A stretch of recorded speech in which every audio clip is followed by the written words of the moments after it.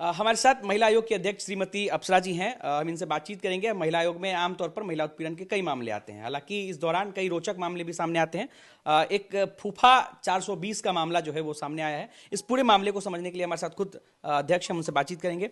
Ma'am, क्या मामला है फूफा 420 का जो मामला आया है, हम लोग उनको क्यों कह रहे हैं सर, क्या मामला है, पूरी प्रक्रिया, पूरी कहानी बताइए। असल में ये मामला फर्जीवाड़ा से ही शुरुआत होती है। हमारे यहाँ पर एक फूफा ने फर्जी तौर पे अपने भतीजी के नाम का प्रयोग करके एक आवेदन पोस्टल दिया था।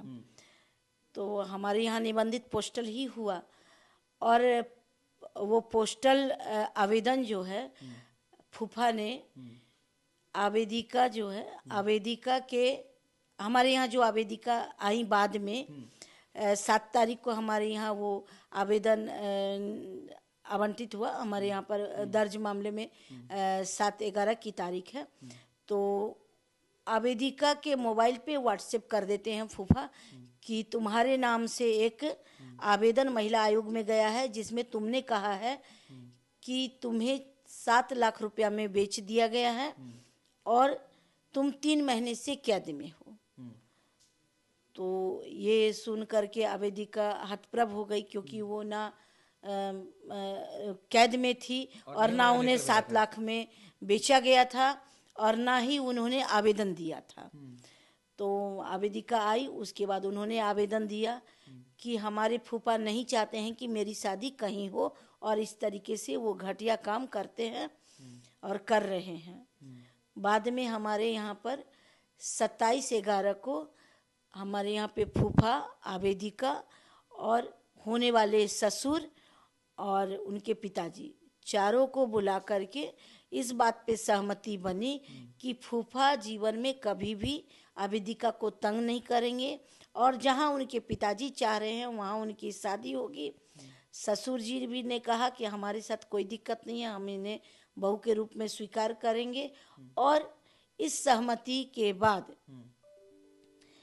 आवेदिका की 1 दिसंबर को शादी हो जाती है और वो वैशाली अपने ससुराल चली जाती है। अब शुक्रवार 26 तारीख को 26 दिसंबर को फूफा ने एक आवेदन पहले ही दिया था कि उन्हें नकल चाहिए। तो नकल की जो कॉपी वो लेकर के गए 26 तारीख को। तो उन्होंने उस कॉपी का पहला वाला जो पन्ना था वो महिला आयोग का ही था और दूसरा वाला पन्ना उन्होंने बदल दिया था। और हमारे यहाँ पर जो कार्रवाई हुई थी कि जैसा कि उन्होंने आवेदन में दिया था कि मैं कभी तंग नहीं करूँगा, ये सारी चीज़ें उन्होंने हटा करके उसमें लिखा कि आवेदिका ने पिताजी के दबाव में आकर के शादी किया है और मैं खुश नहीं हूँ। लेटर के साथ भी छेड़छाड़, फर्जीवाड़ा लेटर के भी फर्जीवाड़ा किया और वो आवेदिका के पति को व्हाट्सएप करते हैं। अच्छा। और उनके दाम्पत्य जीवन में दरार पैदा करने की कोशिश करते हैं। हमारे यहाँ आयोग में आवेदिका के पति एक महिला आवेदिका के साथ आए और उन्होंने कहा कि इस तरीके से आवेदिका को दाम्पत्य जीवन जीने में नहीं दे रहे हैं, उन्हें परेशान कर रहे हैं। इस आवेदन के बाद फूफा को बुलाया जाता है और उनसे पूछा जाता है आपकी आखिर मंशा क्या थी, आपने ऐसा क्यों किया था। तो जिस तरीके से दिख रहा है वो एक मानसिक रोगी टाइप से प्रतीत हो रहे हैं और वो नहीं चाह रहे हैं कि भतीजी को सफल जीवन जीने दिया जाए।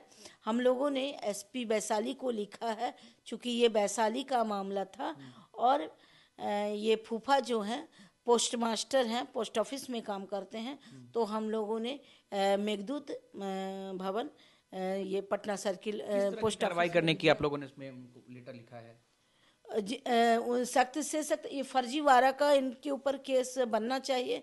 हम लोगों ने एसपी को लिखा 420 का आरोप लगाया है और उन्हें जो है जितना दंड दिया जाए उन्हें कार्रवाई करने के बाद हम लोगों को पत्र लिखने के लिए कहा है कि वो हम लोगों को सूचित करे कि उन्होंने क्या किया है। ठीक है, बहुत बहुत शुक्रिया आपका। तो हमारे साथ महिला आयोग के अध्यक्ष श्रीमती अप्सरा जी थी और इन्होंने बताया कि किस तरीके से एक सनकी फूफा का मामला सामने आया, जिन्होंने खुद से ही अपनी भतीजी के नाम से एक लेटर लिख दिया, जिसमें भतीजी नहीं चाहती थी उस तरह की कोई भी चीज़, बावजूद फूफा ने लेटर लिख दिया और सुलह होने के बावजूद फूफा ने फिर से आयोग के लेटर के साथ भी फर्जीवाड़ा किया। अब कार्रवाई के लिए महिला आयोग की तरफ से एसपी वैशाली को लेटर लिखा जा चुका है। अनिकेत कुमार, बिहार तक, पटना।